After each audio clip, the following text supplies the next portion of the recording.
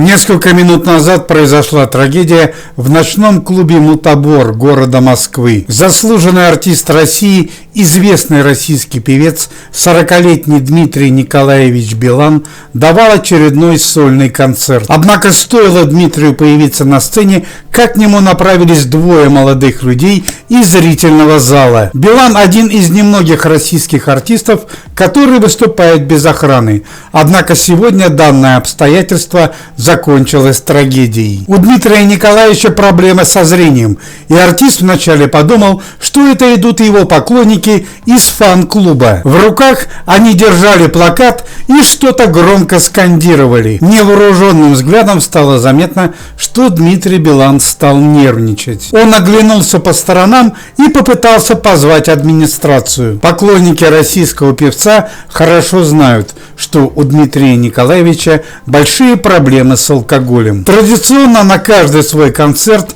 он выходит с водкой марки «Мамонт Элит» за 4000 рублей. По данным недоброжелателей, артист ставит ее за музыкальную колонку и прикладывается к бутылке в перерыве между каждой песней. Так за 1,5 часа концерта литр беленькой и уходит. Артист не скрывает свою алкогольную зависимость и объясняет это одиночеством, ведь 40-летний певец до сих пор не женат. По этому поводу Дмитрий Николаевич как-то цинично заявил: «Семья – это большие проблемы и большие траты. Да и поздно мне уже, хочется пожить для себя». О больших семейных тратах заявляет заслуженный артист, годовой доход которого составляет почти 32 миллиона долларов. Недаром коллеги и близкие артиста часто шутят по этому поводу. Наш Димон везде поспел, и это вполне справедливо. Дмитрий Николаевич является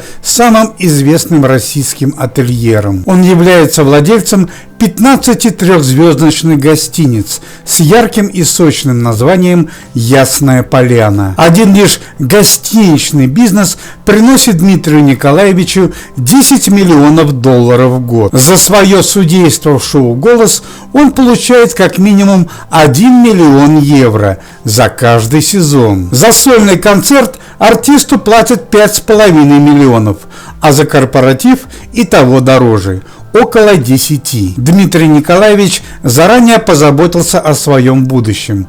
Уже 5-й год он является гражданином Мальты. На берегу Лазурного моря в любое время года его ожидает 4-этажная вилла с 3 балконами и целым штатом домашних работников.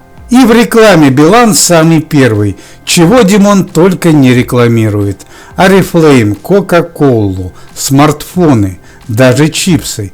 По некоторым данным, рекламные контракты ежегодно приносят Дмитрию Николаевичу около 17 миллионов долларов. Когда мы уже заканчивали это видео, стало известно, что зрители на концерты Димы Билана были из Украины. Они были возмущены словами Дмитрия Николаевича о обстановке в стране. Стало известно, что в результате нелицеприятной стычки на сцене Дмитрий Николаевич был срочно госпитализирован в Московскую городскую больницу.